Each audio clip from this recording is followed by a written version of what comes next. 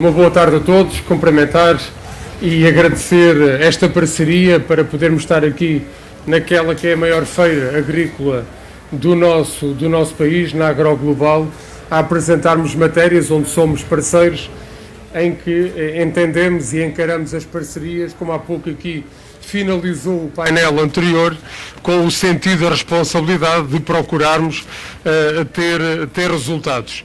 Em boa hora, quer por parte da direção regional, quer por parte dos agricultores, quer por parte da Câmara Municipal da Azambuja, houve aqui uma união de vontades.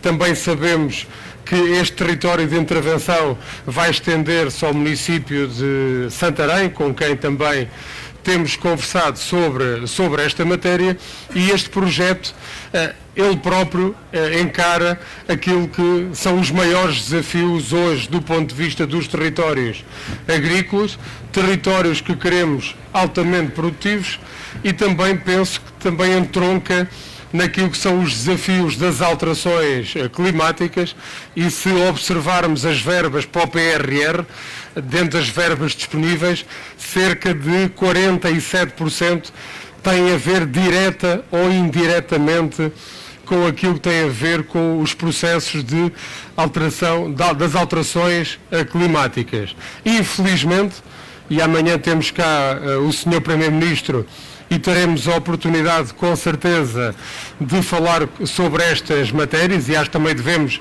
de alertar sempre para aquilo que nos preocupa, ao nível das verbas que tenham a ver com o Plano Nacional de Regadio, com aquilo que tem a ver com as barragens que também necessitamos, e é um tema muito caro ao meu querido amigo Luís Chiabra. Acho que vamos ter que aí fazer um lobby forte, porque grande parte dos problemas que temos aqui para gerir, porventura, com a barragem do Alvite, em boa parte seriam resolvidos, mas transmitir que da parte da Câmara Municipal do Cartaz, da parte dos autarcas, há esta sensibilidade, a esta necessidade de uma boa gestão de recursos hídricos. Felizmente hoje o Tejo é mais discutido, e aqui acho que também temos que dar mérito ao engenheiro Frois da Lagoa Alva, que de alguma maneira, com um projeto bastante arrojado, independentemente do juízo de valor que cada um possa fazer, independentemente daquilo que venha a ditar o conjunto de estudos que é feito, a verdade é que foi uma entidade privada a colocar na ordem do dia a discussão do nosso rio, que sendo o elemento mais estruturante da nossa região, sendo o curso de água maior da Península Ibérica, temos vivido, e aqui faço também o nosso meia-culpa, autarquias, temos vivido um pouco de costas para o rio, e portanto mérito a quem teve essa ideia arrojada, tão arrojada que pôs toda a gente a discutir o rio. Novamente aqueles que há muitos anos o discutem, mas acho que a nível nacional o impacto do projeto foi de tal ordem que hoje toda a gente discute Tejo, e felizmente o Ministério da Agricultura viabilizou uma verba para os necessários estudos, volto a dizer, independentemente das considerações que tenhamos ou opiniões, se essa é a melhor via ou não para o nosso rio. Muito obrigado aos promotores, e com toda a certeza que vai ser aqui uma sessão bem animada, certeza com muita interação, que é uma matéria que nos diz muito. Muito obrigado.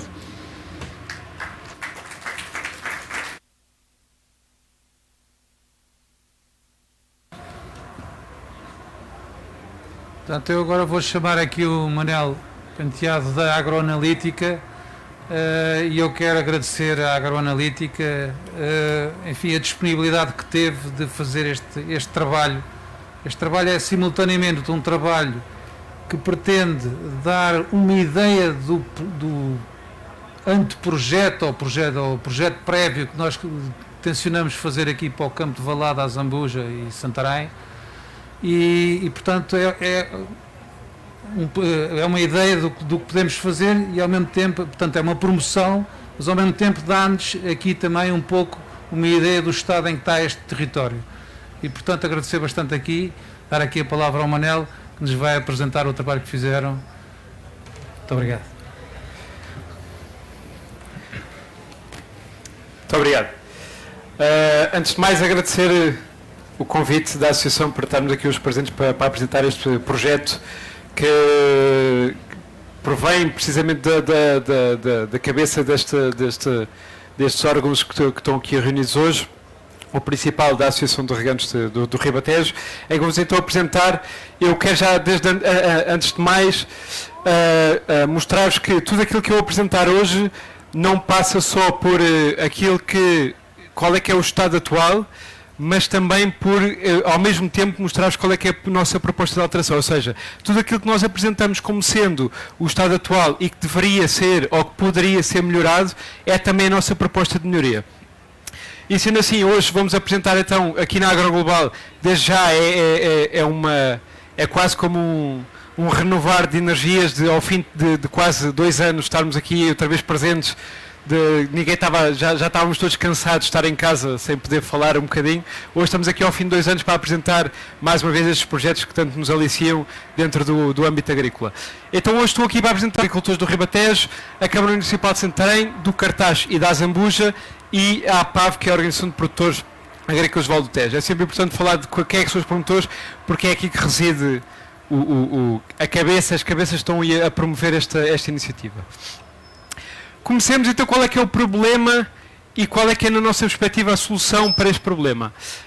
Este problema passa por um canal da Azambuja, é um canal que começa praticamente em Santarém e vem desaguar na Azambuja, é denominado como Canal da Azambuja ou vulgarmente como Vala da Azambuja, encontra-se então degradado pela falta de manutenção de gestão credível do Estado. A nossa solução passa então pela requalificação deste canal, que permitirá a garantia da eficiência e competitividade agrícola de uma forma sustentada e adaptada, mantendo a preservação ambiental e territorial como objetivos centrais do projeto. Isto traduzido por miúdos, o que é que isto quer dizer? Trata-se de uma vala com cerca de 25 km, uma vala que passa de forma paralela ao Rio Tejo e que abarca cerca de 10 mil hectares de culturas agrícolas, uma das regiões de excelência agrícolas do nosso país e que foi abandonada desde há, não sei, cerca de 100 anos, desde que há registro, que tem sido abandonada, e o abandono não foi de um dia para o outro, é um abandono que tem sido sucessivo e constante e que se vai sendo notório. A jusante, nota-se que a vala, isto digo eu de experiência própria, que tive a oportunidade de visitar esta vala, é uma vala que a jusante se nota que tem ainda mantém as suas características viáveis a este projeto, e quanto mais caminhamos para o montante se nota que há a sua tal degradação. Este projeto, como eu disse, tem o objetivo de ordenar e recuperar, dos verbos mais importantes a reter neste projeto, ordenar e recuperar este território de cerca de 10 mil hectares de uma das melhores regiões agrícolas do país. Estas imagens eu vou mostrando aqui ao longo do projeto.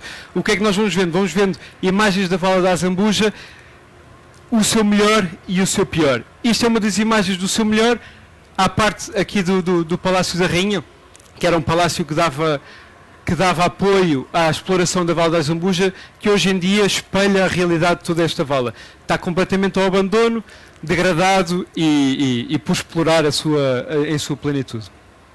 Localização e enquadramento histórico. Dos registros que nós tivemos oportunidade de poder folhear, nós temos então a ideia de que há registros de trabalhos durante o reinado do João V, ou seja, esta vala tem pelo menos a idade do reinado do João V. A partir daí, Marquês de Pombal, que, como nós todos sabemos, tinha todo um planeamento de ordenamento de território muito bem estruturado na sua cabeça, pensou como objetivo tornar esta vala numa importante via comercial. Isto porquê? Uma vala paralela ao Rio Tejo, não tinha tanta influência das suas curvas e do seu longo caminho que nós conhecemos ali desde a Azambuja até Santarém. Era uma vala facilmente circulável pelos barcos e com correntes muito mais tranquilas. E daí aparecer esta vala como uma importante via comercial. Em 1843 há registros de que foi diligenciado que o canal se tornasse navegável durante todo o ano como carreira diária de passageiros e, infelizmente, E, por outro lado, felizmente, aparece então a Revolução Industrial, em que aparecem os caminhos de ferros que nos levariam ao abandono deste canal. E este canal só é abandonado por uma razão, porque este canal, primariamente, só tinha como objetivo este tal transporte de passageiros de um lado para o outro, desde a Zambuja até Santarém. Então, desde essa altura, poucas intervenções de manutenção foram registadas. E estamos a falar quando foram construídos os caminhos de ferro. Como eu vos estava a dizer, os objetivos deste canal, primariamente, o objetivo deste canal era meramente circulação. Deixa-me só aqui beber um bocadinho de água. Era meramente circulação. Tínhamos então uma via de 25 km ótima para a circulação de barcos, em que levava pessoas desde a Zambuja até ao Vale de Santarém. Posteriormente aparece o grande objetivo da drenagem, começa a haver a Revolução Industrial e a Revolução na Agricultura, começamos a ter nesta zona do Rio Tejo, quem conhece sabe que há sempre problemas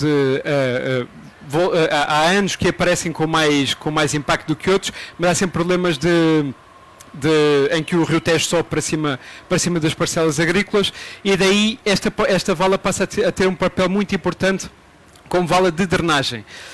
E há uma ligação com valas, pequenas valas ramificantes desta vala principal, e desde aí começa a haver então este papel de drenagem. Perde-se o papel de circulação e passa a ganhar um papel primário de drenagem. E depois, posteriormente, com o surgimento do regadio, primariamente com a parte do arroz, com a cultura do arroz, tinha um papel muito importante na parte do regadio.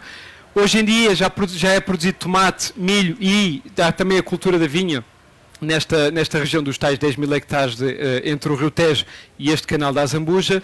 E hoje em dia também temos então a presença de grandes codolarias e ganadarias nacionais presentes nesta região. Então temos três principais vetores: circulação, drenagem e regadio. Perde-se de circulação, percebe-se fundamentalmente porquê. Faz sentido que o comboio venha substituir esta via de circulação, mas não quer dizer que se perca o lado turístico e também o lado da conservação ambiental. Mas, por outro lado, temos dois pilares muito importantes, essencialmente para os agricultores: a parte da drenagem e a parte do regadio, essencialmente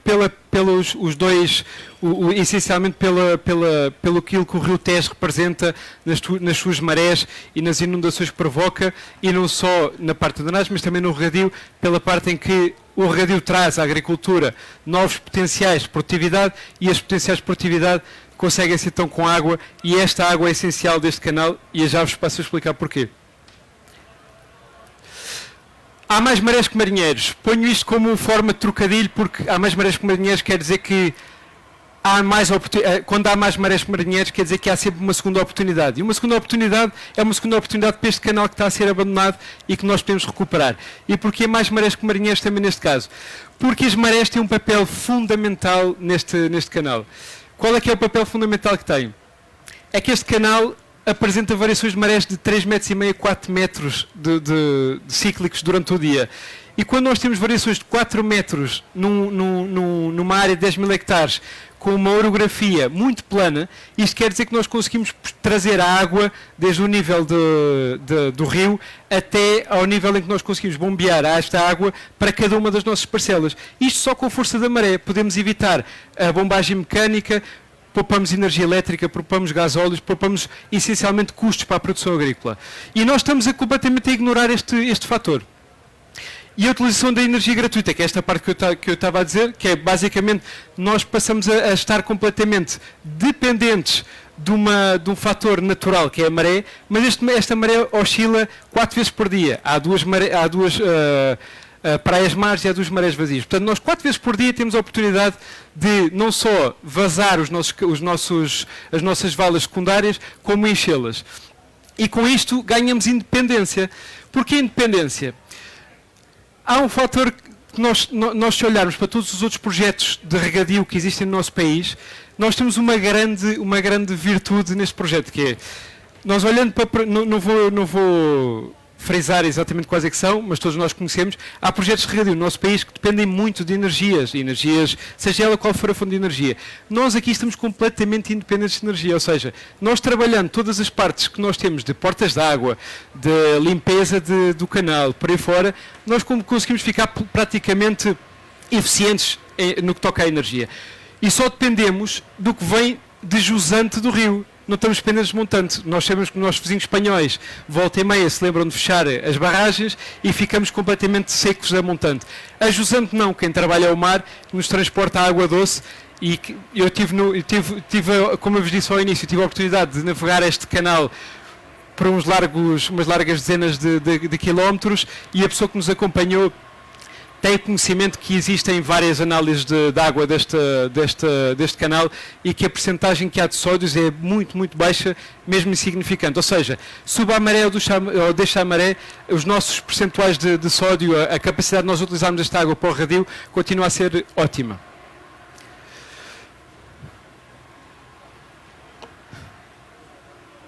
Ui, dá para puxar para trás? Mais um? Ok, obrigado. E com isto, como eu vos disse, que eu tive a oportunidade de navegar este canal de jusante para montante, nós tivemos a possibilidade de, neste curto espaço da vala, de identificar diversos problemas. Um deles, a falta de gestão e manutenção de equipamentos. Isto é possível observar no terreno e também nos contam os locais que nos dizem que são pescadores desde que nasceram e que há 40 anos que não navegavam aquele canal e que não conhecem ninguém que navega aquele canal, que não há ninguém por ali, por aquelas bandas. Outra coisa que nós identificamos, então, é a falta de limpeza da vala, como nós podemos ver aqui em cima. Os salgueiros estão a dominar por completo este canal e com isso nós perdemos capacidade de passagem de água para este canal e essencialmente de navegação. As portas de água estão completamente obsoletas e quando eu digo obsoletas nós conseguimos ver no terreno que 90% ou mais destas portas de água, como nós podemos ver ali embaixo à esquerda, estão completamente abandonadas. O que é que isto quer dizer? Estão estanques, fixas e ninguém mexe nelas. É rara a porta de água que é trabalhada e mexida pelos locais. E o que é que isto provoca? Provoca que os agricultores se adaptem a estes problemas. E com isto, um ponto final, o problema da vegetação, como nós vemos aqui nesta porta de água que está abandonada, começa-se a adensar aqui a vegetação e torna muito difícil o controlo da entrada e saída de água. Nós, já para localizarmos, estamos aqui a ver em baixo o nosso canal principal e estas ramificações secundárias que o que acontece é quando a maré sobe, abrem-se as portas de águas, enchem estes canais secundários, ficam então possibilitados os agricultores de fazer as suas regas e quando não lhes interessa ter aquela água ali porque querem drená-la, abrem as portas de águas outra vez quando estão a maré vazia e voltam então a água a sair para o canal principal. Qual é que é a nossa realidade atual? Nós temos, eu vou começar por baixo, temos as águas subterrâneas que estão a ser utilizadas em 70 a 80% desta área regada de 10 mil hectares. 70 a 80% é um número muito grande para a capacidade que nós teríamos de regar apenas com a água deste canal. 70 a 80% da água regada com furos implica energia, implica manutenção, implica um sem número de trabalhos e de mão de obra que nós poderemos evitar com este tipo de reabilitação deste canal. A elevação da água do canal. O que acontece quando nós estancamos as portas de água porque nos começam a trabalhar contra nós? Porque se nós não temos uma porta de água a trabalhar como deve ser, o que acontece é que quando nós não queremos água no campo, ela entra à sua vontade e quando nós queremos que ela fique lá retida, ela sai também à sua vontade. Então estancam-se as portas e há uma elevação da água do canal como? Através destas bombagens flutuantes que nós podemos observar nesta imagem no canal. E por sua vez, há o tal bloqueio das valas secundárias. Estas valas secundárias, como as portas passam a ser obsoletas, muitos dos agricultores acabaram por perceber que estas portas passam a não fazer sentido na sua transitabilidade e acabam por querer destruí-las para tornar mais fácil o seu dia-a-dia. E só aqui, por finalizar este slide, olhar para esta ideia do que é o grupo versus o indivíduo. Quando nós olhamos para o indivíduo, é claro que se eu tiver a minha parcela, eu vou querer tirar o máximo proveito da minha parcela, da minha exploração. E então, o que é que vou procurar? Vou procurar onde é que eu vou buscar água, vou procurar como é que eu vou drenar à minha maneira. Se eu procurar todas estas realidades e estas virtudes do canal como um grupo, e quando eu falo do grupo, falo de todos estes intervenientes que falei ao início, nós com este grupo conseguimos então reabilitar este canal e ao reabilitá-lo conseguimos evitar estas bombagens e que cada um trabalhe por si e trabalhar todos para um todo. Para finalizar, porque a seguir vamos mostrar um vídeo em que resumimos tudo isto que eu estou aqui a apresentar hoje, temos a nossa proposta de projeto. Esta proposta de projeto visa analisar o estado atual da vala E isto foi uma das coisas que nós já começámos a fazer, porque percebemos que era importantíssimo para percebermos a realidade em que nós estamos hoje em dia e conseguirmos explicar-vos como é que se encontra esta vala. Visa então analisar este estado atual da vala, elaborando um estudo de perfil de elevação dos níveis de assoreamento. Nós conseguimos, com as tecnologias que hoje em dia temos disponíveis, já conseguimos perceber de ponta a ponta e de margem a margem qual é que é a profundidade deste canal e qual é que é a massa de água que passa dentro deste canal, e aí conseguimos perceber também onde é que nós temos de retificar, onde é que temos de fazer assoreamentos, tirar estas areias que estão depositadas por aí fora, identificar e avaliar os estados das infraestruturas hidráulicas, e quando falo das infraestruturas hidráulicas falo de tudo isto que vos apresentei até agora, portas de água, as bombagens que nós temos presentes, tudo o que é que pode ser reabilitado e como é que nós podemos converter isto em autossuficiência e em eficiência de utilização de energia para cada um dos agricultores. Definir as zonas com maior urgência de limpeza e desmatação, isto basicamente são as margens todas do canal, desde Jusante até Montante, viu-se que mais ou menos precisavam, umas mais, outras menos, precisavam de ser desmatadas e de ser tratadas para que houvesse uma boa circulação da água e que os agricultores consigam explorar esta água, e ajudar a repensar o ordenamento do território como ferramenta de modernização da região. E quando falamos neste último ponto, falamos também de todas as outras potencialidades que tem este projeto. Nós, com este projeto, ao reabilitarmos este canal, conseguimos ter não só a parte agrícola, que hoje, nesta feira, onde nos inserimos neste segmento, olhamos muito para a parte agrícola. Mas a verdade é que isto, para todos os municípios que circundam este canal, tem um grande aproveitamento, não só a nível turístico, como de circulação, como trazer os turistas todos que vão para Lisboa, trazê-los um bocadinho para esta realidade que é, não fica nada atrás, e, acima de tudo, desenvolver a região para que possamos ganhar todos, como eu vos disse há pouco, não olharmos todos para cada um por si só, olharmos para isto como um todo e ganhamos com isso.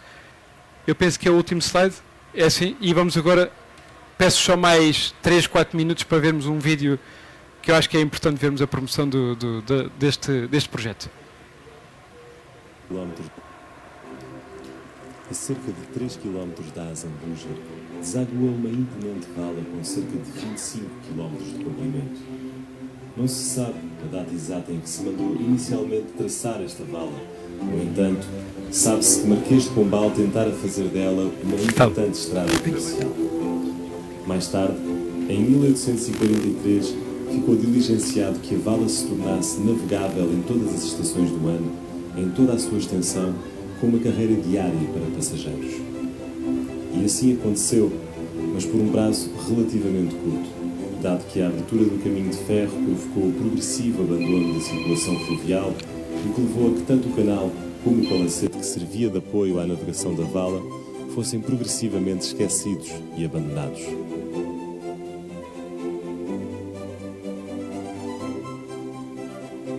O canal de Azambuja começa a jusante da ponte da Asseca, no final da vala da Asseca ao Rio Maior, e deságua no Tejo, abaixo de Azambuja, num percurso de quase 25 km. É circundado por uma das mais importantes zonas agropecuárias do país, tendo como principais culturas o tomate, o arroz, a vinha e o milho, assim como também é o berço de algumas das principais ganadarias e codelarias nacionais. O canal foi construído com o principal objetivo de enxugo dos campos, com portas de água a impedir a entrada de água das marés. Posteriormente, com o desenvolvimento do regadio, inicialmente para a cultura do arroz, o sistema exigente passou também a servir como importante fonte de abastecimento de água para a rega, que, para além dos afluentes diretos, aproveitava as marés do Tejo para encher algumas das valas do campo, que passavam assim a ter a dupla função de drenar ou regar, conforme a época do ano. Contudo, hoje em dia, por falta de manutenção nas últimas décadas e por não existir uma entidade responsável, são raras as infraestruturas hidráulicas que funcionam corretamente, o que faz com que o sistema não seja eficaz nem para drenar, nem para regar. Por essa razão, progressivamente a maioria dos agricultores começaram a optar pela exploração das águas subterrâneas, através de furos particulares associados a um elevado custo energético. Como consequência da inutilidade das valas para rega, o sistema de drenagem atual também tem vindo a ser progressivamente destruído. é urgente a requalificação e otimização do património existente para dar resposta a uma agricultura moderna e exigente. Por esta razão, o projeto de gestão dos recursos hídricos e ordenamento do território do Vale do Rio Tejo propõe-se a analisar o estado atual da vala, elaborando estudos de perfil de elevação e níveis de assoreamento, identificar e avaliar o estado das infraestruturas hidráulicas, definir zonas com maior urgência de limpeza e desmatação, assim como ajudar a repensar o ordenamento de território como ferramenta de modernização da região. O projeto tem como objetivo ordenar e recuperar este território de mais de 10 mil hectares de uma das melhores zonas agrícolas do país, degradado pela falta de manutenção ou gestão credível do Estado há vários anos. Sendo a preservação ambiental e territorial um dos objetivos centrais do projeto, há que ter a consciência que é absolutamente essencial garantir a eficiência e competitividade da atividade agrícola de uma forma sustentada e adaptada, assim como ajudar a promover o potencial turístico às portas de Lisboa, que está por explorar há décadas. Só com um ordenamento do território e uma governança transparente e responsável, o objetivo poderá ser atingido.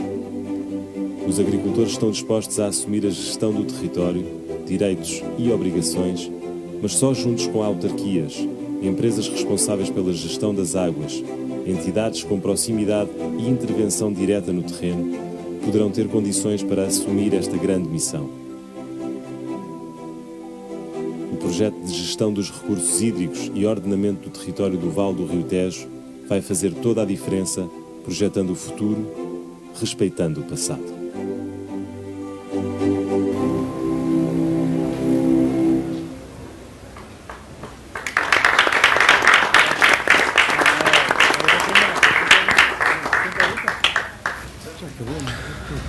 Vamos então passar aqui à sessão.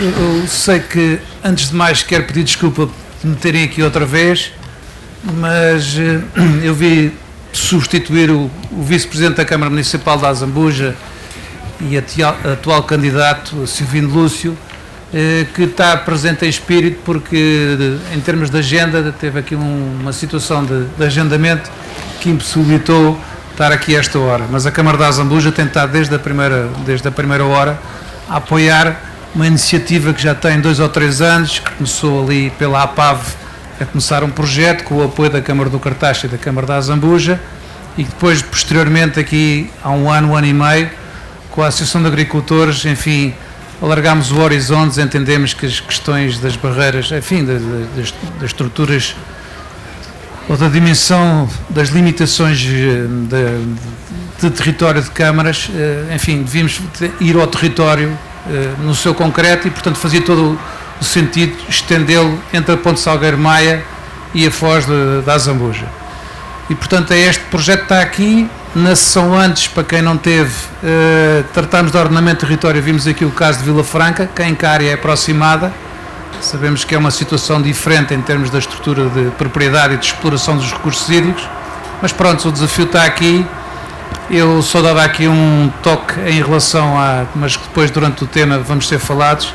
Este campo não está abandonado há 100 anos, este campo teve administração e teve a hidráulica do Tejo, portanto, em que o sistema todo funcionava, era fiscalizado. A partir do momento em que deixou de haver a hidráulica do Tejo e entramos em várias entidades que passaram a estar, enfim, com a responsabilidade da gestão, é que a situação se foi deteriorando, chegando aos dias de hoje. A zona continua a ser extremamente produtiva e rica, mas não sabemos até que ponto é que, e numa altura em que se fala de agricultura de precisão, e desculpa lá esta pequena introdução, mas é para ajudar, falamos em precisão, e precisão é o quê? Tirar o melhor partido de cada metro quadrado, de cada litro de água gasto. E nós sabemos, quem vive aqui, quem anda pelo campo e quem viu este filme aqui da vala, sabemos perfeitamente que as terras mais baixas junto à vala estão prejudicadas pela má drenagem e, portanto, não estamos a ser tão eficientes como poderíamos, apesar de continuarmos a ser uma terra rica, e há aqui uma série de desafios em mão. Portanto, eu passava aqui a palavra ao Pedro Ribeiro, Sr. Presidente da Câmara, que se faz favor, pronto, em função do que viu e deste mote, faça os seus comentários. Muito bem, muito obrigado, e para mim é uma honra estar aqui num painel tão competente nesta área. Tenho que fazer aqui uma declaração de interesses, sou de Economia, com interesse nas questões agrícolas, até porque para a nossa Câmara Municipal, para a nossa autarquia, são questões fundamentais para o nosso desenvolvimento. Um político arranja sempre alguém da família que foi agricultor, tanto neto de agricultores, mas de facto a minha presença aqui tem a ver com a sensibilidade enquanto autarca para estas matérias e aquilo que tenho aprendido convosco ao longo destes 18 anos, onde temos procurado trabalhar em conjunto em projetos que resolvam problemas há muito identificados, desafios que há muito temos que abraçar, mas muitas vezes sentimos que no arranque sentimos sempre algumas dificuldades. Estamos num dos terrenos mais férteis da Europa, num setor que cresce cerca do dobro daquilo que é o PIB nacional, portanto a área da agricultura é a área que cresce o dobro daquilo que é o PIB nacional e mesmo em contexto de pandemia, como já aqui foi dito, se há setor que casou bem a tradição com a inovação, e a agricultura de precisão também procura dar aqui ferramentas.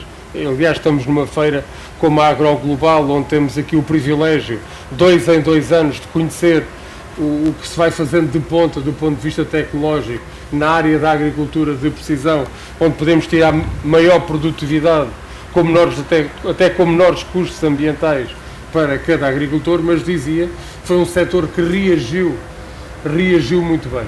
Este projeto para as autarquias, e isto foi conversado amplamente numa fase inicial entre nós e a Zambuja, tem o interesse, de facto, daquilo que foi aqui focado, de sermos muito mais eficientes na gestão de um recurso, que é um recurso hoje dos mais escassos a nível mundial, tem a ver com a gestão da água. Como há pouco falei na nota introdutória, as alterações climáticas hoje colocam-nos a todos desafios que eu não sei se estamos todos despertos.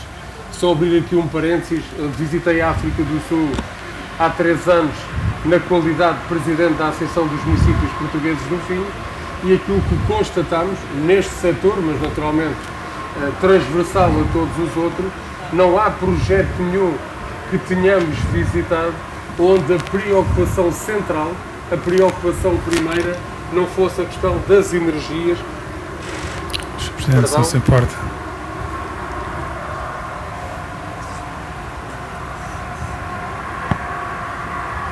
Peço perdão.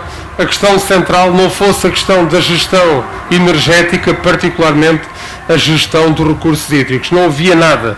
Aliás, há pouco falou-se aqui em turismo, e para termos esta noção, aquele país tinha perdido em 2 anos mais de 50% dos turistas por questões de gestão de recursos hídricos. E, portanto, enquanto entidades públicas, entendemos como uma primeira responsabilidade, por um lado, estar ao lado dos agricultores e, naturalmente, colocar os fundos que temos, as relações institucionais que temos, para criar aqui o lobby. Muitas vezes o lobby tem uma carga negativa, não penso nada assim, criar lobby junto daqueles que criam riqueza e valor no nosso território, para que esta gestão possa ser mais eficiente. Muito bem, muito obrigado. Eu então, passando esta primeira intervenção aqui do Presidente Pedro Ribeiro, passava ali o António Saldanha, que a APAV acabou por ser promotora há 2 ou 3 anos, que lançou este projeto com as 2 câmaras de Zambuja e Cartaz, e esse mérito está, e agradecemos. Na altura a APAV, e bem, utilizou dentro da área que influencia ou que tem agricultores, o projeto agrupava mais ou menos 4.000 hectares, e foi uma maneira de arrancar, e arrancou. O desafio agora é um pouco maior, mas para isso também já tem aqui um novo aliado, que é a Associação de Agricultores do Ribatejo, para estender, a Câmara de Santana também, que se juntou também, e portanto eu pedi ao António um pouco, enfim, também os seus primeiros comentários em relação ao que viu. Sim. E ao que tem vivido. Um breve comentário. Foi exatamente há 3 ou 4 anos, talvez 3, a iniciativa de um dos agricultores sócios da APAV. A APAV é uma organização de produtores sediada na Zambuja, cultiva cerca de 3.500 hectares de tomate, fatura-se entre 23 e 25 milhões de euros ano, exatamente na área do tomate de indústria. Portanto, como disse, abrange uma área de 3.500 hectares, situados exatamente na zona entre a Zambuja e Valada.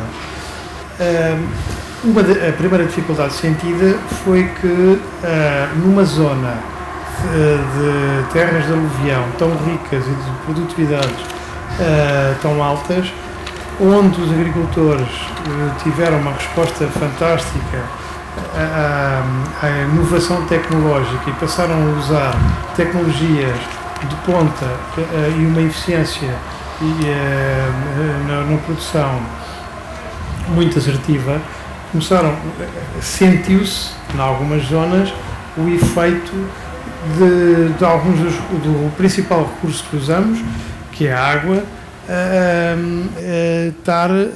termos influências de marés salgadas.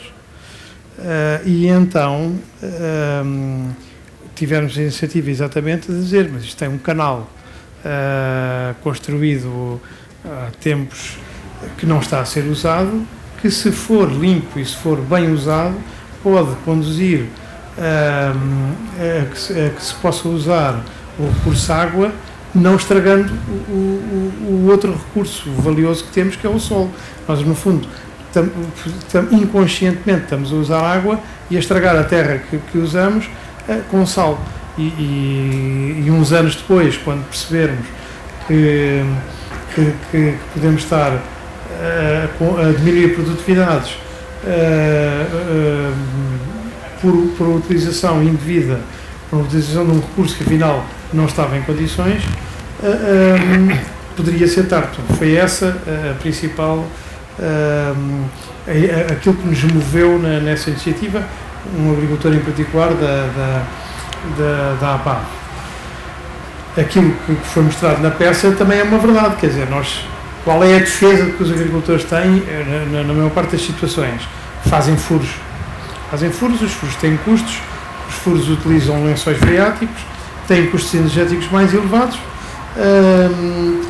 Se tivermos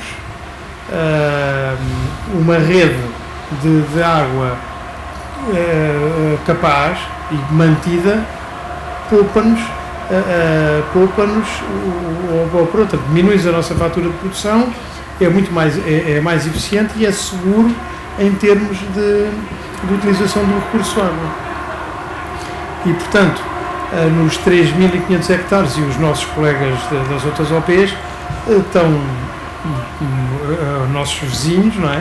Portanto, estou a falar de 3.500 hectares, nós temos uma área muito superior ali nos campos da Zambuja e Campos de Valada. É muito importante para nós preservarmos o nosso recurso, solo, através da utilização de boa água.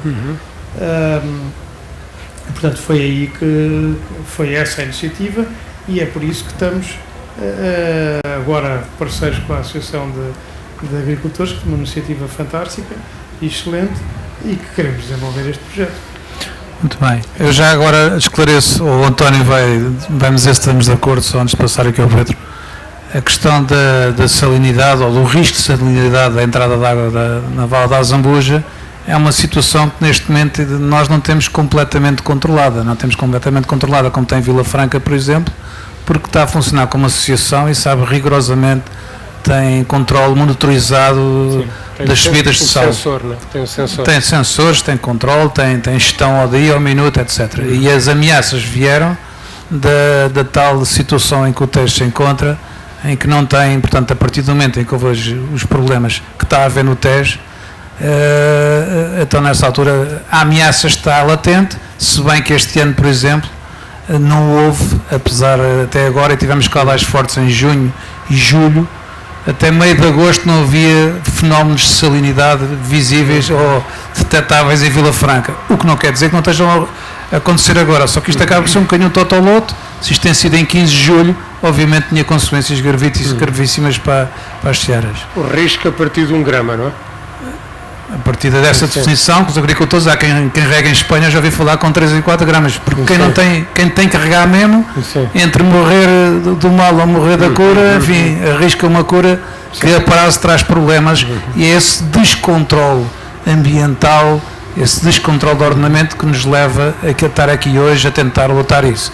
Obviamente o tema do Tejo não vamos falar hoje, porque já o falámos em outros fóruns. Sabemos que tudo isto, qualquer projeto que passe pelo Tejo, primeiro temos por ordem no Tejo, e a gente depois já falaremos só um minuto em relação a isso, em relação à visita do nosso Primeiro-Ministro amanhã e ao desafio que o Presidente Pedro Ribeiro lançou aqui há 2 anos quando esteve aqui. Aqui há 2 anos, aliás, na última Agroglobal aqui virtual. Eu passava aqui agora ao meu irmão Pedro Seabra, que é agricultor, é meu irmão, esteve na origem, esteve na fundação da Associação de Agricultores do Ribatejo, que com muita honra hoje presido, e o Pedro tem um conhecimento muito profundo do que é o campo, do que é regar em valada, e o que são todos estes problemas que aqui falamos. E, portanto, e mesmo em relação à evolução histórica e experiências de vida que já teve ao longo das últimas décadas, eu pedi ao Pedro se nos podia aqui resumir um bocadinho os seus comentários do que viu, do que ouviu, e também daquilo que da sua experiência de vida em Valada. Ora bem, eu só fazia aqui não me levam mal o António Coimbra e o Manel, este que apresentou da Agroanalítica, vamos fazer só aqui umas pequenas correções históricas, que é assim, o canal da Zambuja, que também é conhecido por Vala Real, também conhecido por Rio Maior. É o nome original. É o nome original. E porquê Rio Maior? Porque o Rio Maior, que vem desde as Caldas da Rainha e desagua ali algures, ali Ponta Seca, desaguava na Lesíria. E aquilo era um pântano. E a ideia, eu duvido que tivesse sido o Dom João V, porque não tinha cabeça para isso. O Marquês de Pombal, sim. O Marquês de Pombal é que mandou fazer a vala, porque ligou o Rio Maior, abriu uma grande vala no estuário uma grande vala no estuário do Rio Maior, e deslocou-a para depois para o pé do Palácio, onde desagua no Tejo, tornou o Rio Maior um afluente direto no Rio Tejo. Em vez de desaguar ali na Lesíria, desaguava ordenadamente. Estamos a falar aqui do ordenamento do território, não sei o que, o homem foi precursor disso. Bom, depois disseram que em 1843 a ideia inicial do Marquês de Pombal de fazer aquilo uma grande via de transporte, é verdade, sabe-se que há notícia de barcos de grande calado que navegavam o canal, mas eu diria que era uma grande via de transporte, e a ideia era mais transporte de mercadorias do que pessoas. Como calculam, ninguém ia de barco, uma carreira de barco, ali da Zambuja para a Ponte Santana ou para não sei o quê, não faz sentido, não havia, havia transporte de mercadorias. Tanto que há uma ligação com um canal perpendicular à Vala da Zambuja, vai direito, o chamado esteiro da Zambuja, vai direito, e ainda lá tem um valente cais, onde se carregavam as mercadorias todas, os cereais, o vinho, essas coisas todas, assim como no Ponto Regueiro, assim como na Ponte Santana e por aí fora. Era sobretudo um grande canal de mercadorias. E a história da ferrovia ter tirado um bocadinho a importância a isto também não é preciso, porque a primeira linha de caminho de ferro que se inaugurou em Portugal foi praticamente no século XX, Dom Carlos, e foi até ao Carregado, portanto não passava por ali, e só foi feito posteriormente. Portanto são pequenas correções, mas eu achei muita graça eles quererem fazer um enquadramento histórico disto, que é interessante para as pessoas saberem a origem das coisas. Claro, e isso tem um pouco a ver com o desafio que eles aceitaram, e que está reconhecidamente agradecido, dar um modo para esta conversa, porque isto é que nos permite agora aqui ir afinando. E não, é notável. Foi notável, e a disponibilidade deles, e nós falámos, inclusivamente mandaram-me situações para trocar, mas eu também não consegui responder a tempo. Pronto, isso é só, estamos aqui todos a aportar, e isto é um ponto de partida, mas este respeito pela história e perceber o que é que se passou, eu acho que é um ponto de partida a ter em conta e a destacar, porque é assim que um país deve caminhar para a frente.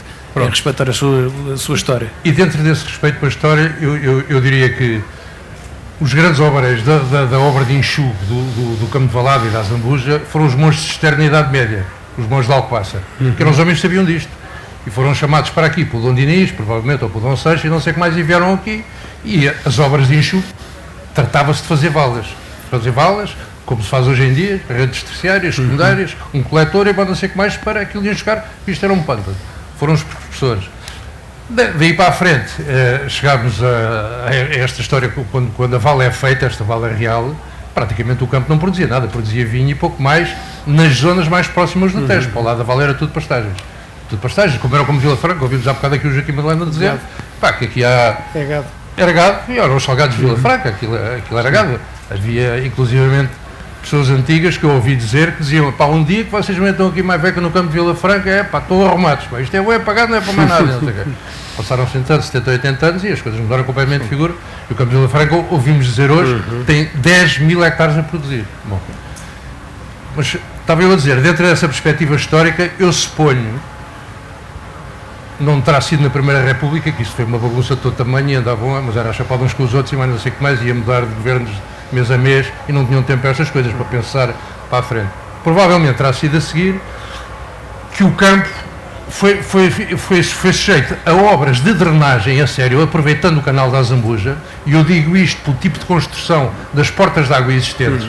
Portanto, isto deve ter sido ali dos anos 30, provavelmente, no tempo do ministro Linhares de Lima, na altura em que houve muita atenção para a agricultura, não só para os aspectos estratégicos da agricultura, mas também para os aspectos de eficiência, que se começaram a fazer essas portas de água. E aí, era como se fazia naquela altura.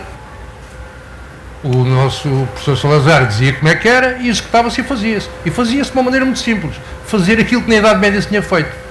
Rede primária, secundária, terciária, executar para o canal da Azambuja, portas de água, portas de maré, quando é para drenar, abrem-se quando a maré está baixa, quando é para encher, não interessava, porque não se fazia regadio. Regadio é uma coisa que é recente.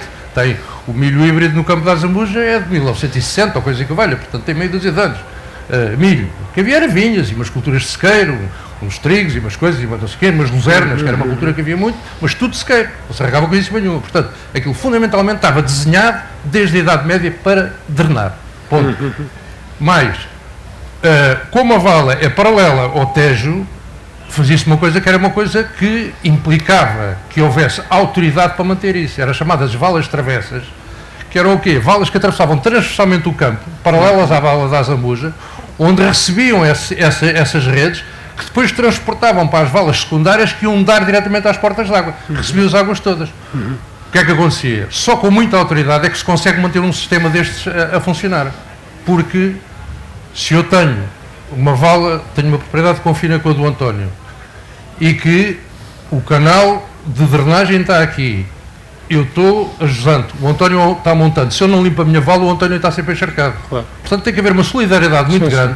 E como não existe, e na prática isto funcionava com a autoridade. A autoridade chamava-se Direção Hidráulica do Tejo, que limpava as valas, ou mandava limpar, reparava as portas de água, onde as portas de água estavam variadas para as marés não entrarem quando queriam, e era assim que as coisas funcionavam. E funcionavam bem. Funcionavam bem. Havia inclusivamente organismos, o nosso pai fez parte de coisas dessas, que tinha a ver com o enxugo. Eram comissões que as pessoas eram convidadas para representar a região, sobretudo em alturas de crise, cheias particulares, que davam a volta aos diques de noite, a cavalo, normalmente, e não sei o que mais, para ver se havia alguma ruptura nos diques, mas não sei o que mais, fosse preciso reparar, não sei o que mais, e eram voluntários que faziam isso, porque não havia estas coisas que há agora, como é que se chama, as proteções civis, não havia coisas nenhuma, era preciso prevenir, porque remediar não havia remédio, não é? O que é que aconteceu? A certa altura, quando começa a haver o regadio, as pessoas, a necessidade de aguçar o engenho, começam-se a servir, tecnicamente ao contrário, mas por força das circunstâncias, servir dos canais de drenagem para pô-los a funcionar ao contrário, a meter água dentro das valas. Nesta perspectiva, o António estava a dizer, ou havia alguém aqui que não disse, nós temos amplitudes de marés, há bocado falava-se aqui em 3 metros, chega a 2,5 metros a 4,20 metros, vais vir ao site do Porto de Lisboa, vê-se lá isso tudo, e pronto. E essa riqueza, que é entrar um manancial de água por ali fora, que se for bem organizado dentro da vala, com esse sistema de comportas, enche o campo todo, entra aquela reserva toda, chamamos a atenção para isto, 25 e de água boa, 25 km de comprido, quando as marés sobem até... As marés sobem provavelmente até 15 km do estuário, com não sei quantos metros tem, 50, 60 metros de largura se aquilo tivesse limpo, com valados que têm que ter esta altura e não podem estar como estão agora, qualquer maré, destas marés de agora, do equinócio e não sei o que mais, vão para cima das terras, têm cultura e vai tudo ao mergulho. Não se apanha, para não falar no inverno, não é? Sim. Então é coisa. Mas isto representa um reservatório de água 12 em 12 horas por dia de milhões de metros cúbicos. Já fiz essas contas, mas eu, certo, começa a baralhar hectómetros cúbicos com metros cúbicos e não sei o que mais, nem vale a pena. Mas é uma riqueza extraordinária que nos entra para as portas adentro duas vezes por dia, todos os dias do ano. E como o Manel dizia na apresentação, em termos energéticos, a energia natural que nós temos e que não estamos a utilizar. Em termos energéticos é tu teres assim, com o sistema de valas já existente, eu estava a dizer, havia essas valas transversais, e havia uma coisa que ainda hoje em dia chamada os guarda-matos, que era, lembras-te disto? Nas cabeceiras das propriedades, aquilo estava tudo circundado com valas. Quando aquilo estava tudo limpo, era hidráulico, ele limpava os guarda-matos e mais não sei o que mais, aquilo era extraordinário no inverno para drenar, enxugava muito mais cedo e para as culturas de primavera-verão antecipava com as vantagens inerentes, depois na colheita de ser mais cedo, reduzir o risco, como, era mais um reservatório de água que ali ficava. Obviamente que não há nenhum técnico de hidráulico, eu não sou, mas enfim, conheço alguns, que recomendem que a rede de drenagem seja a mesma da rede de rega, tem que ser duas realidades diferentes. Tem que ser drenagem, para um lado, até para uma questão de cotas e mais não sei o que mais tem que ser diferente, não vale a pena entrar em aspectos técnicos. Mas o que é facto é que esta instituição, apesar de tudo, as pessoas conseguiam fazer isso, afundando valas por conta própria para reduzir o efeito da diferença de cotas e não sei o que mais, para aproveitar e entrar água para regar, e ainda há muita gente que rega das suas valas, mete a água da Val das Azul na maré, sobretudo nos arroz e essa coisa toda. Posso só dar aqui um parênteses, Pedro, desculpa lá interromper. Só uma imagem. Quem atravessar a ponte de Vila Franca, ou quem chegar a Vila Franca, vindo do Porto Alto, portanto no sentido sul-norte, repara que tem uma Sierra Tomate do lado direito, o campo está ordenado pela Associação de Regantes, que ouvimos aqui o Joaquim Madaleno na sessão anterior, e tem agricultura até ao lado do Tejo. Passa a ponte de Vila Franca para o outro lado e veja o território desordenado. Estamos a falar em precisão. Precisão é isto. Portanto, é essa situação de precisão que esse ganho invisível, ali não é invisível, é visível. Quem quiser, com drone, sem drone, de carro, de automóvel, olhe para a direita, passe, entre na ponte, passe para a margem norte, olhe para a direita outra vez e diga-me se tem alguma coisa a ver com a outra. É só para ilustrar. Só que um apontamento fazer este paralelismo com a Associação de Vila Franca, que nós falamos muito nisto, e assim, porque realmente, eu já lhe falei também, já falamos, a Associação de Vila Franca é realmente um exemplo a seguir. Há coisas melhoradas. Eu estou há 30 anos no campo de Vila Franca, não sei, conheço aquilo razoavelmente bem. Há muita coisa que podia estar melhor, sem dúvida nenhuma, há sempre coisas a melhorar, mas de uma maneira geral, é uma coisa de 5 estrelas. Não há dúvida nenhuma, aqui as estatísticas que vimos, 10 mil hectares são 10 mil hectares a funcionar com culturas, estamos a falar de área útil. Provavelmente o perímetro do campo de Vila Franca são 13 ou 14 mil. Mas só para lhes dar uma ideia do levantamento que eles fizeram, eu também fiz aqui umas medições no Google, nós temos aqui cultivados, temos 12 mil hectares. 12. Isto é maior que o campo de Vila Franca. A Alzira de Vila Franca parece uma coisa enorme. E para chamar a atenção de uma coisa, na margem direita da Val da Azambuja, entre a Vale e a linha de caminho de ferro do norte, que é a extrema norte ali do campo de Alzira, onde depois começa ali a Chardeca, estamos a falar de 3 mil hectares, que aquilo é um pântano. E as pessoas continuam a cultivar aquilo, vão plantar tomate em junho, porque as terras são cheias de água, não drenam, claro. Porque a água passa por cima e mais não sei essa coisa toda, mas continuam a fazer 3 mil hectares na margem direita. E se alargarmos isto para outra situação, que eu conheço razoavelmente bem, que é subir Vila Nova da Rainha, que é onde acaba este projeto está ali, é coincide mais ou menos com os limites dos concelhos. O Concelho da Zambuja, subirmos para Várzea de Vila Nova da Rainha acima, onde são os aluviões da Ribeira Dota e da Ribeira da Alenquer, estamos a falar de 2.500 hectares que desaguam no Tejo, são afluentes no Tejo, confluem ali em Vila Nova da Rainha e saem por uma porta d'água do Tejo. Eu rego a 5 km da porta d'água por gravidade, por gerir a porta.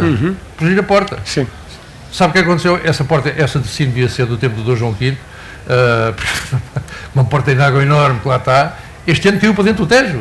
Caiu, velha, e aquela coisa toda. Você sabe o que é que arranjou, não sabe? Imagino. Pois, imagino.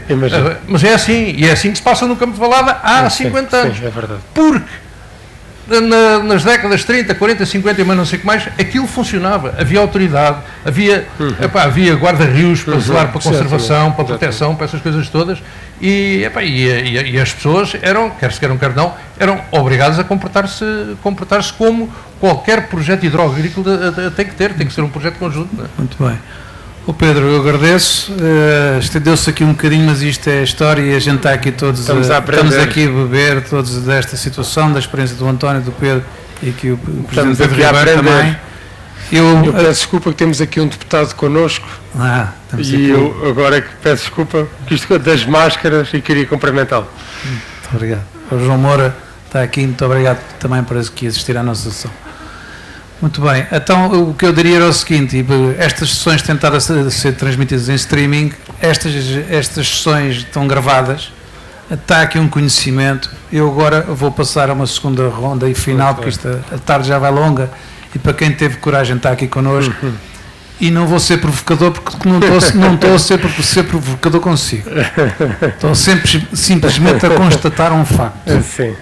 É assim, há bocado na outra sessão disse isto: proximidade, temos, história, temos, é evidente, precisão, inovação, centros, toda a política que nos tem sido, enfim, dita e proclamada, tem muito mérito, mas, meus senhores, se temos o campo no estado em que o temos, dá que pensar como é que se fala de tanta inovação e tanta precisão.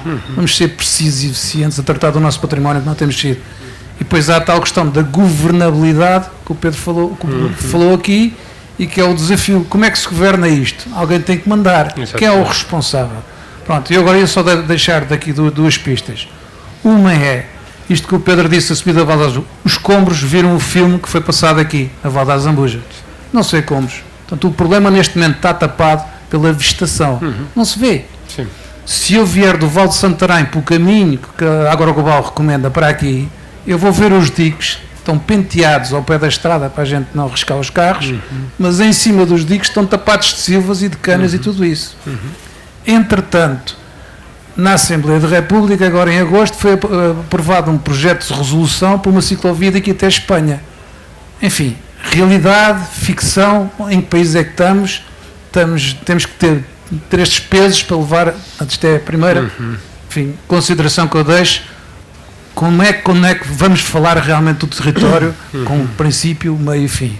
Segunda situação, em relação ao Tejo, em relação às políticas do Governo, o próprio Presidente até citou o meu nome, nós falámos da questão da importância da barragem, o Primeiro-Ministro António Costa esteve aqui e ouviu e levou os dossiês, e nós dissemos da necessidade de controlar os caudais do Tejo. Neste momento o Tejo está com o nosso nascente, que alguns acham que é o nascente, a barragem de Alcântara tem 42% de capacidade. Estamos a níveis piores do que 2019. E, entretanto, todos os planos de investimento que o Estado tem, até 2030, nada disto aparece. E nós dizemos assim, como é que isto é possível? Quer dizer, somos consequentes ou não somos? Eu percebo a questão do lobby pela positiva, acreditar até ao fim, mas temos 43 mil milhões de euros, nós vamos ter aqui uma sessão amanhã para esclarecer o que é um PRR, um PNI 2030, mas são dezenas de milhões de euros e temos 700 milhões para o regadio em 10 anos. Não se refere a palavra barragem em nenhum plano do governo. Há lá uma lá mais para baixo, mas uma pequena menção apenas. Uma barragem regional que está em discussão, exatamente. E na ontem eu ouvi estar a barragem ser questionada ainda nesta fase, que ainda temos que ir fazer estudos que afinal não ficaram feitos e vamos lá ver. Portanto, o desafio que fica e que eu lhe peço, a gente, e amanhã já que vem cá o nosso Primeiro-Ministro, é um bocadinho consequência daquilo que estamos a dizer, há ou não um plano estratégico, os agricultores, todos nós estamos aqui, vários organismos oficiais, diferentes cores políticas, estamos aqui unidos na proximidade. Só que nós na proximidade, para ser efetivos e consequentes, temos que ter governabilidade. E também temos a outra parte, porque se o Tejo não depende de nós. Sim. Bom, é inevitável entre nós falarmos do Tejo, é sempre inevitável, e temos que falar do Tejo. No ano passado, na oportunidade que tive para intervir, socorri-me dos seus apontamentos e foquei muito a minha intervenção, de facto, na gestão do nosso rio e facultei toda a documentação que me endereçou, quer à Sra. Ministra da Agricultura, quer ao gabinete do Sr. Primeiro-Ministro. Essa primeira questão acho que é inaceitável. Eu não tenho um termo meigo para quando reparamos num plano de recuperação e resiliência, e volto a sublinhar com a importância que tem o setor agrícola para a nossa economia, para o ordenamento do território, para a sustentabilidade ambiental, e como dizia um amigo meu com alguma graça, um ex-colega meu do banco, eu estive na banca de investimento lá do meu banco, e eu lembro-me, na década de 90 só financiávamos empresas tecnológicas, e na altura estava na moda, empresas faziam disquetes. Hoje vou a esses parques e tem tudo ervas mais altas que as ruas do Cartaz. Mas batatas, cebolas, vinho, toda a gente continua a consumir, e portanto a agricultura é naturalmente um setor de futuro, e até com as mudanças de hábitos alimentares em países de grande população, como é o exemplo da China, a mudança da dieta faz com que a pressão ainda seja maior sobre este setor. Eu julgo que amanhã temos aqui uma grande oportunidade. Portanto, o Sr. Primeiro-Ministro estará cá entre as 10 e o meio-dia, já o contactei no sentido de podermos ter um momento para conversarmos diretamente em relação a estas matérias, porque aquilo que aqui falamos é que a água entra, Espanha está a cumprir a Convenção de Albufeira, portanto não nos podemos queixar que os espanhóis não estejam a maior parte do tempo a cumprir com aquilo que têm a mandar para o Tejo, e nós não temos a capacidade de reter e desfrutar dessa água, seja para a agricultura, seja para a área do turismo, e aqui abrindo aqui um parênteses, em que hoje a área do enoturismo é o primeiro fator para trazer turistas a Portugal. Portanto, hoje vinho e gastronomia, portanto, estamos a falar de agricultura, é a primeira razão, há 4 anos a esta parte, nos inquéritos feitos para a Organização Mundial do Turismo, são estes fatores que são os primeiros a atrair turistas para Portugal, e se a porta de entrada principal em Portugal é Lisboa, a nossa região, a meia hora, 45 minutos de Lisboa, tem tudo para oferecer, e no que isso acrescenta valor ao nosso território, porque o enoturismo há muito que deixou de ser apenas vinho e provas de vinho harmonizadas com gastronomia, há todo o mundo da agricultura, das compotas, do mel, dos enchidos, do pão, que gravita à volta, mais os desportos náuticos, mais o equestre, e estamos a falar de gente com bom poder de compra. Fecho parênteses. Portanto, tem que haver sensibilidade para estas questões, e uma barragem que está há séculos, perdoe-me a expressão, prevista, tem que se tornar uma realidade, e esta bazuca tem que servir para o sistema produtivo, e numa agricultura que, volto a dizer, só cresce o dobro do resto da economia nacional, mesmo com todas as dificuldades que tem um país periférico como o nosso, nos canais de distribuição e com os custos de contexto que isso transporta. As questões do território, sou irmão disso tudo. Acho que há aqui uma questão de autoridade. Eu lembro-me, há pouco tempo foi feito um estudo sobre o nosso território. Nós temos 30 e tal mapas no país, divididos por cada região. Tanto cada área, cada setor do Estado tem um mapa territorial. Não há uma harmonização na organização do Estado no território. Isto faz com que existam muitas zonas cinzentas e muita terra de ninguém. E nós sentimos, quando se acaba com a figura do guarda-rios, quem zela pelo nosso território. Eu vou-vos dar um exemplo. Ao fim de semana fazem uma denúncia porque há gente a cometer excessos numa mota de água no Tejo e a pôr pessoas em perigo. Esta esfera entronca em tanta gente, né? Liga-se à GNR que não tem o barco, ou seja, tem que estar à espera, enquanto espera por um barco para ir fiscalizar, as pessoas já estão em Lisboa, em casa, não é? Portanto, há aqui uma terra de ninguém. Permita-me só dizer isto. Nós temos um país regionalizado. Está regionalizado da pior maneira, e está regionalizado da pior maneira pelo menos desde 79. Que nós temos 5 CCDRs, que até há bem pouco tempo eram denominação. Eu pergunto aqui, alguém sabe, tirando o Sr. Deputado, alguém sabe quem é presidente da CCDR Lisboa e Val do Tejo? Alguém sabe quem é o presidente da CCDR Alentejo? São pessoas que gerem milhões de euros, não são sufragadas democraticamente. Portanto, o nosso país tem 5 CCDRs, não é? As 2 regiões autónomas, essas até por questões de autonomia, com um processo de descentralização e desconcentração de competências naturalmente mais avançados, porque são ilhas, não é? Mas aqui a questão era muito simples de resolver, é perguntarmos às pessoas se preferiam que o Presidente da Câmara fosse nomeado pelo Governo, ou agora o Presidente da CCDR é nomeado indiretamente pelos Presidentes da Câmara, numa negociata que foi feita entre o PS e o PSD, que nem houve grande liberdade para apresentar outras alternativas, e as coisas têm que ser ditas como elas são, ou se preferíamos votá-lo, escrutiná-lo. Gente que gera milhões, ouvimos muitas vezes na surdina ministros a queixarem-se que o Presidente do CCDR tem mais autonomia, tem mais dinheiro para gerir, atropela muitas vezes diferentes ministérios com a dificuldade de articular. Eu estava aqui a olhar para um amigo meu que está ali, não vale a pena dizer o nome, que isto está a passar em streaming, está com um problema na sua propriedade há imenso tempo, com a inércia de uma administração que nós não votamos, que nós não podemos sufragar. E, portanto, não pode haver terra de ninguém para haver autoridade, não pode haver zonas cinzentas.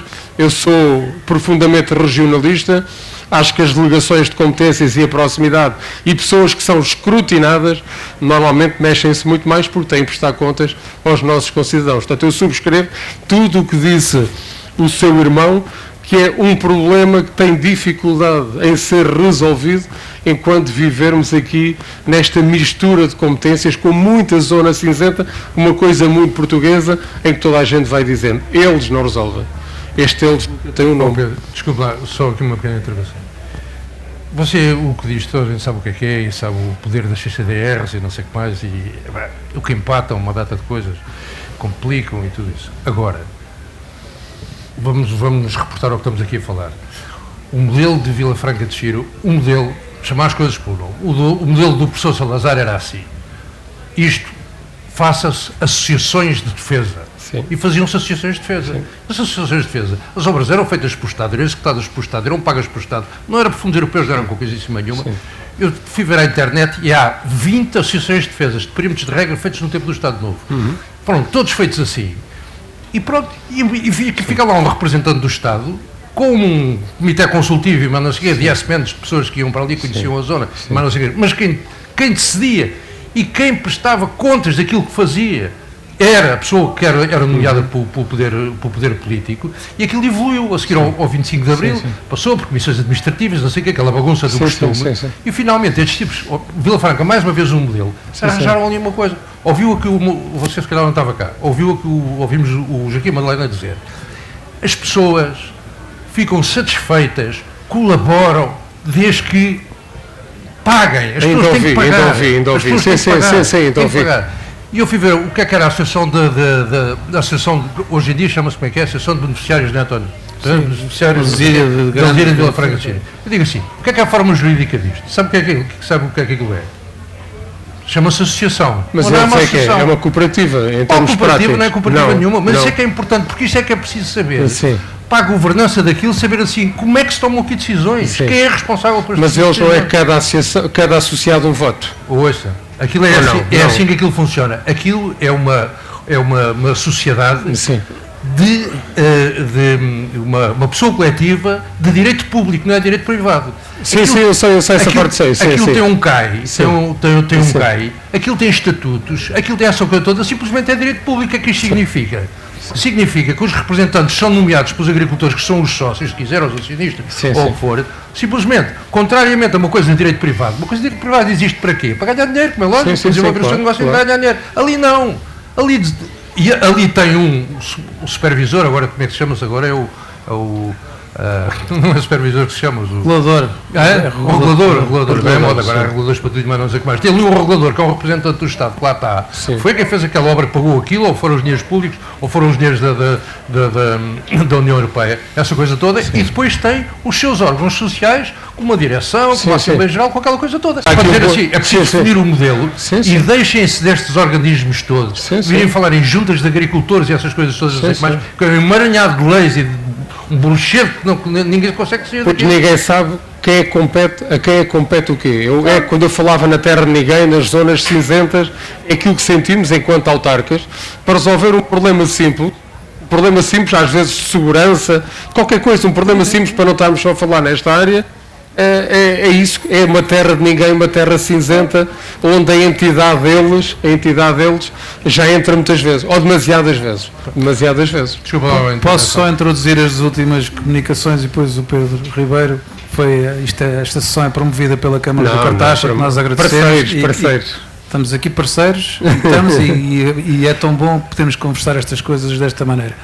Eu ia só deixar aqui 2 reflexões e pronto, uma parte para os agricultores e para o Pedro, enfim, agricultor de Valada, para o António com a associação que tem, para o Pedro também dirigente associativo, que é, falámos aqui há pouco, inclusivamente aqui o vice-diretor regional falou de um projeto, alguns para tomar, que agora não consigo pôr em pé o nome, não me lembro, mas de um perímetro de 400 hectares feito, infraestruturado, que os agricultores não lhe querem pegar. Há 20 anos. Pronto, há 20 anos. Fecha a obra, neste momento tem custos de manutenção e ninguém lhe quer pegar. Isto passa-se aqui a 70, 80 km ou 90. Como é que isto é possível? Nós aqui, a questão e o desafio da Associação de Agricultores e da APAV e do Pedro Seabra e de Valada e de todos nós, mas aqui os agricultores dizem assim, deem-nos a responsabilidade, deem-nos o poder e cobrem-nos o serviço. Cobrem-nos, queremos obra feita. Portanto, a questão é, acredita ao Pedro primeiro, ou acredita ao Gonçalo, o António responde primeiro, acreditas que os agricultores aqui de Valada, de Campo de Valada, a Zambuja, Santarém, vão ser sensíveis a isto? Vão estar dispostos, como se dizia aqui, a pagar 10 euros por hectare para ter segurança no campo? Não é pedir à autarquia. Há bocado estavam aí 2 senhores da GNR, até para lhes dizer como é que estas coisas são. Tivemos ali a conversa, eles muito simpaticamente, o comandante que estava aqui, estava bem acompanhado, estávamos a falar da preocupação deles dos caminhões de 30 toneladas que passam no meio de Valada durante as alturas das produções. E nós estávamos a falar que o ordenamento de território passa por isso. Segurança, aproveitamento dos caminhos rurais, sentido de escoamento da produção, tudo isso. Pronto, isto é o desafio. Mas a questão é, eu ficou aqui na outra sessão, eu disse, daqui a 2 anos estamos cá e podem-nos cobrar e fica aqui o desafio. Vamos conseguir nós unir os agricultores e montar um processo em cima? Vamos ter que fazer o trabalho e vamos ter que os agricultores. E temos essa responsabilidade. Depois, se nós conseguimos apresentar as assinaturas, os direitos que nos têm que dar o poder para ir falar com as entidades públicas, isso é depois outro problema. Mas até lá temos que reunir esse consenso. António, achas que temos esse consenso? Achas que vão confiar em nós? Temos rendeiros, temos proprietários ausentes, presentes, temos tudo. Conseguimos. Até pelo exemplo que já temos em Vila Franca. Isto passa pelos agricultores e passa pelos proprietários. Muitas vezes os agricultores ali da zona não são proprietários, são só rendeiros. Mas são os usufrutuários da água e da drenagem. Portanto, tanto nessa vertente dos proprietários como na vertente dos agricultores, colhem com certeza toda a receptividade. Então vai ser, eu penso que temos um trabalho de campo para fazer em conjunto e pronto, se o lado da APAV contamos, felizmente não temos tido até agora, e esperamos não ter tão em breve, consequências negativas da utilização de águas impróprias. Mas temos que nos precaver e temos que fazer esse trabalho agora. Pedro, 3.500 hectares, 4.000 ali para o lado da Zambuja, a nível da APAV, já é uma área considerável. Aqui entre agricultores de Valada, Val de Santarém, conseguimos reunir aí quórum, conseguimos que as pessoas se unam e que nos deem o apoio que precisamos para este projeto? Se não derem, não se queixem. Tem mais é que dar, não é?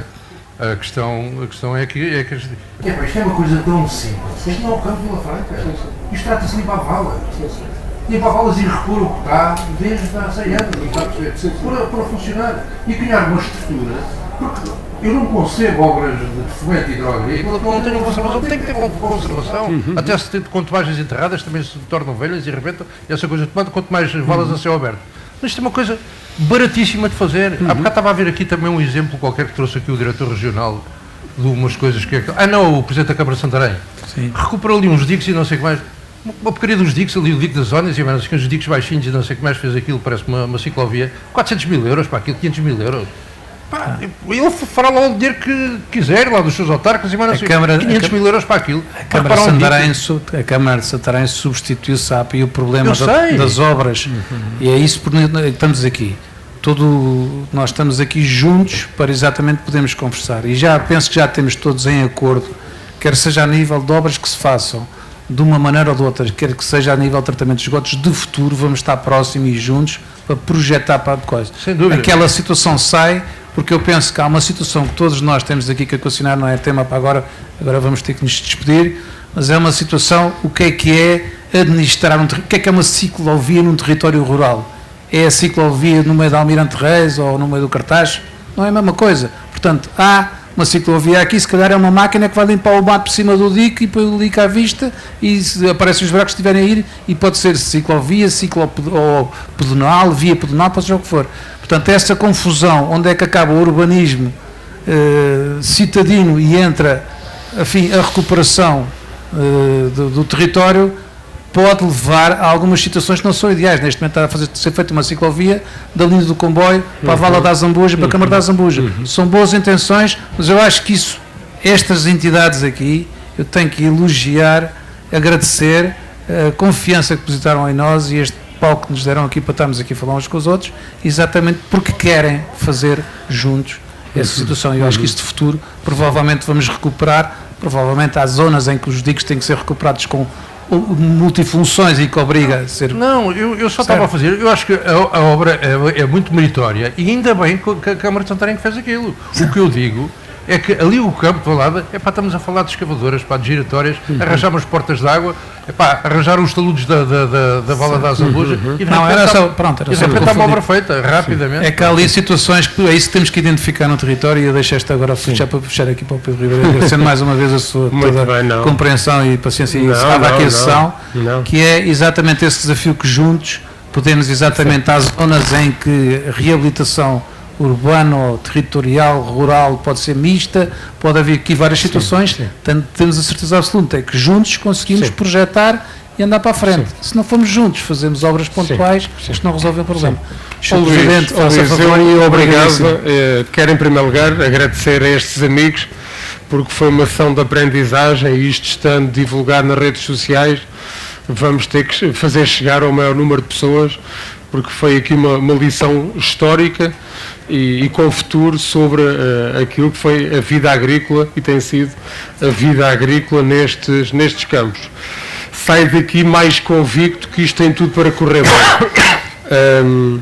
Há estruturas associativas hoje já no terreno e isso facilita muito ao nível dos interlocutores, as pessoas estarem associadas, os agricultores, os principais interessados também nesta matéria, como dizia o seu irmão, já terem estruturas associativas que os representam para serem interlocutores é excelente, portanto não estamos a iniciar o caminho, como sabeis da parte das autarquias, há vontade em prosseguir estes objetivos. Temos felizmente na nossa região uma boa tradição de trabalho intermunicipal. E acho que isto é de registar, independentemente da cor política de Santarém, do Cartaz, de Rio Maior ou da Zambuja, as pessoas trabalham muito em conjunto e esta cultura também é importante para estarmos todos juntos, para resolver problemas comuns. Aliás, eu há pouco não falei ao nível da comunidade intermunicipal da Lesíria e do Tejo. Hoje o Rio Tejo e tudo o que tem a ver com o Tejo é tema de discussão. Posso-vos assegurar que há meia dúzia de anos, se não fosse para ir à procura de uns fundos comunitários, não era um assunto tratado. Hoje é tratado, naturalmente, na valorização do rio, mas também naquilo que tem a ver com a agricultura. Hoje a comunidade intermunicipal já convida estruturas associativas de agricultores para connosco discutirem a estratégia para a região. Se calhar há meia dúzia de anos chamava-se a NERSAN, os politécnicos, as associações de agricultores não eram convocadas. Também do ponto de vista dos agentes políticos, há hoje uma percepção maior da importância do setor para a nossa região e, como dizia, há cerca de 3, 4 anos houve um grupo técnico de trabalho que foi criado, Câmara de Rio Maior, Câmara da Azambuja, Câmara do Cartaz, Câmara de Santarém, por causa deste canal. Portanto, para acabar a falar deste canal, no sentido de apresentarmos um projeto para a despoluição. Na altura, o foco era a despoluição, muita pecuária, pronto. Que hoje, felizmente, o assunto também está bastante melhor. Tínhamos esse problema e íamos à procura de sensibilizar o Ministério do Ambiente para ter um instrumento que financiasse a despoluição da Vala Real. O seu irmão já lhe deu uns 7 ou 8 nomes, que ela é conhecida em cada região pelo nome. Portanto, agradecer muito este nosso encontro. Será com toda a certeza o primeiro de muitos e oxalá que na próxima edição da Agroglobal, quando estivermos aqui, já estamos independentemente de quem esteja, eu vou para eleições daqui a 3 semanas, mas dizia que independentemente de quem aqui esteja, os atores podem ser outros, também em alguns aspectos isso também é um lado positivo, mas podemos estar aqui já a prestar contas do que fizemos. Muito obrigado. Muito obrigado. Muito obrigado.